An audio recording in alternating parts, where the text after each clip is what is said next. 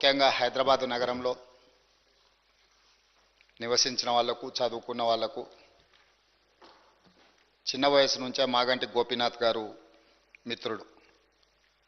1963లో జన్మించిన మాగంటి గోపీనాథ్ గారు విద్యార్థి రాజకీయాలలో చురుగ్గా ఉండడమే కాకుండా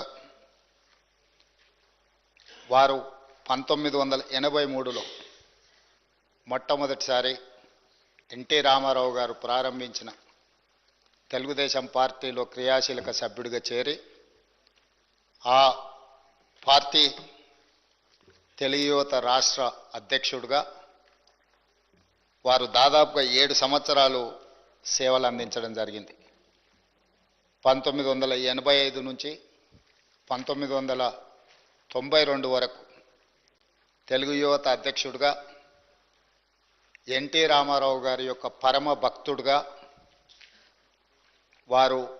వారికి నమ్మకమైన విశ్వాసపాత్రుడైన ఒక బంటుగా ఎన్టీ రామారావు గారితోని మాగంటి గోపీనాథ్ గారికి సత్సంబంధాలు ఉండే.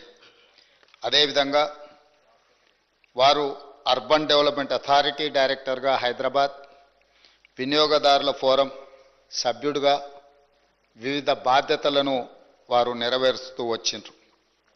అదేవిధంగా వారు సినిమా రంగంలో నిర్మాతగా, విద్యార్థి రాజకీయ నాయకుడిగా, ప్రజాప్రతినిధిగా తెలుగుదేశం పార్టీలో ఎదిగి సినీ నిర్మాతగా కూడా వారు రాణించడం జరిగింది. అధ్యక్ష, పాత బస్తీ 1995లో సినిమా తీవడము, అదేవిధంగా రవణ 2000 సంవత్సరంలో నటశేఖర కృష్ణ గారిని హీరోగా పెట్టి వారు ఒక గొప్ప చిత్రాన్ని నిర్మించడం, భద్రాద్రి రాముడు 2004లో, నా స్టైలే వేరు 2009లో ఇలాంటి తెలుగు సినిమాల నిర్మాతగా కూడా వారు రాణించడం జరిగింది.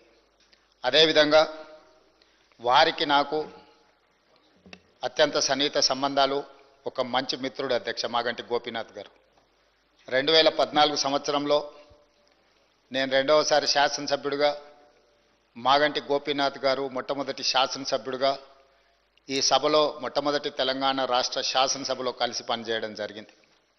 ఎన్నికల సమయంలో కానీ, ఎన్నికైన తర్వాత కానీ, వారు తర్వాత రాజకీయ విధానాలలో మార్పు వచ్చిన వ్యక్తిగతమైన మిత్రత్వము, అదేవిధంగా వారి యొక్క వ్యవహార శైలిలో ఎలాంటి మార్పు లేదు. ఒక మిత్రుడిగా 2014, 2018, 2023 3 సార్లు శాసనసభ్యుడిగా ఎన్నికై హ్యాట్రిక్ సాధించిన శాసనసభ్యులలో చాలా తక్కువ మందిలో మాగంటి గోపీనాథ్ గారు ఒకరు.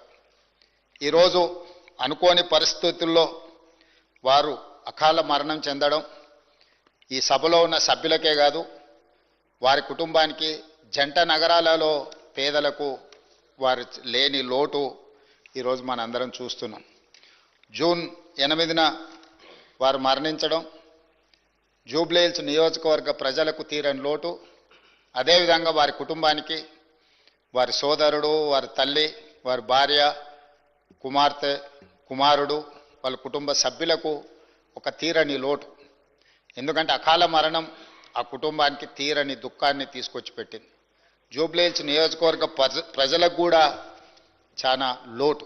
ఎందుకంటే సౌమ్యుడు, మితభాషి మాగంటి గోపి. వారు చాలా తక్కువ మాట్లాడతారు. చూడడానికి క్లాస్ లీడర్గా కనిపించిన మాగంటి గోపీనాథ్ ఒక మాస్ లీడర్. జూబ్లీహిల్స్ ప్రాంతంలో ఉండే, ఆ నియోజకవర్గంలో ఉండే బస్తీలలో పేదలతో వారికి ఉన్న సన్నిహిత సంబంధాలే, రాజకీయాల పరిస్థితులు ఆటుపోట్లు ఉన్న 3 సార్లు శాసనసభ్యుడిగా ఎన్నికై ఆ ప్రాంత ప్రజలకు వారు సేవలు అందించడం జరిగింది. ఈరోజు ఈ సభ వారి కుటుంబానికి మనందరం అండగా నిలబడాలి. అదేవిధంగా వారి ఆత్మకు శాంతి చేకూరాలి. అలాంటి అరుదైన ప్రజాసేవలో ఉన్న ప్రజాప్రతినిధులు కోల్పోవడము మనందరికీ తీరని లోటు.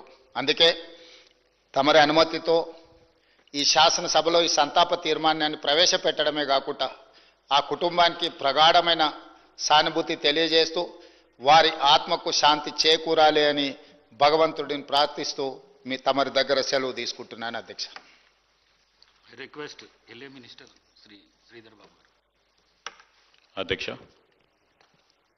గౌరవ ముఖ్యమంత్రి గారు ప్రవేశపెట్టిన సంతాప ప్రతిపాదన బలపరుస్తూ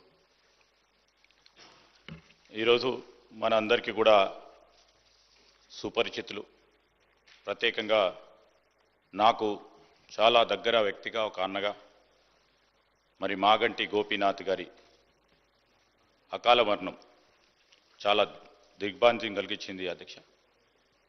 ఈరోజు